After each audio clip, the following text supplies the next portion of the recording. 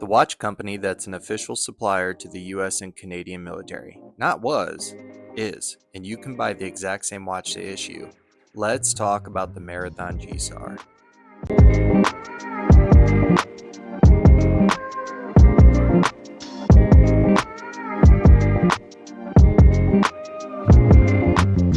Welcome back to Small Seconds, home of 4-minute watch review. Per my normal rules, I want to let everyone know that this is a watch we carry in our store. As a Marathon authorized dealer, I obviously find value in carrying their products.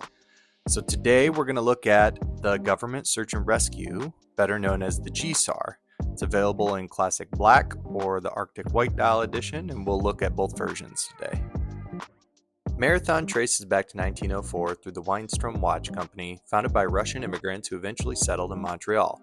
The modern Marathon was established in 1939, and by 1941, they secured their first military contract with the Royal Canadian Air Force. They've been supplying combat watches to Allied forces ever since. U.S. Army, Navy, Marine Corps, you name it, every branch. And unlike brands that chased military contracts decades ago and now trade on that nostalgia, Marathon's never stopped. Every watch they make adheres to the current U.S. military performance standard established in 1999. These watches are still designed in Canada and manufactured in Switzerland to this day. The GSAR has a 41mm case size, 14mm thick, and is 48mm lug-to-lug. The case is 316L stainless steel, and it comes with Marathon's parkerized finish, which is a process that makes the steel substantially more corrosion resistant. You get a unidirectional die bezel, screw-down crown, 300-meter water resistance, and a sapphire crystal that's 2.8mm thick to handle rapid pressure changes at altitude or underwater. The movement in this watch is a Sellita SW200-1 that comes with 42-hour power reserve. They've modified it with an upgraded Inca block shock absorption system, customized steel suspension, and high-torque pinions connecting the movement to the hands. Date window is located at 4:30. Where the GSAR separates from hobby-grade tool watches, Tritium instead of Super-LumiNova. Tritium gas tubes at every hour marker and in the hands. These emit a consistent glow with orange at the 12 o'clock for over a decade without needing a light charge. Marathon combines that with their proprietary MaraGlo photoluminescent compound on the bezel pip, which glows for up to 8 hours after light exposure. The black dial adheres to military typography specs inherited from MIL-W3818B, the same ultra-legible fonts you'll find on Vietnam airfield watches. The Arctic White Dial uses a specific shade engineered to reduce glare in snow-covered landscapes. So my thoughts. On the surface, this watch seems expensive for the price, full stop. But dig a little deeper into it. Let's start with what it gets right, the Tritium. If you've only experienced Super-LumiNova, Tritium is a completely different beast. Walk into a dark room, and the GSAR doesn't fade, it just glows constantly. No charge is needed, and that's a premium product in the watch world.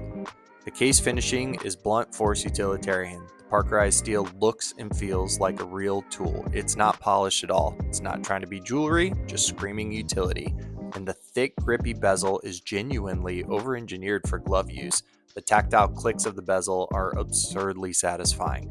What really surprised me though is it wears smaller than the specs suggest. Yes, this is a 14mm thick watch, but much of that height is the bezel.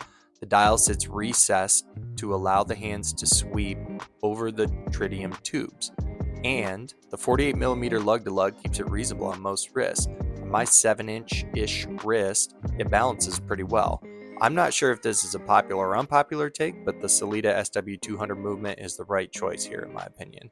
Some people will complain it's not in-house, but this watch movement is a tank.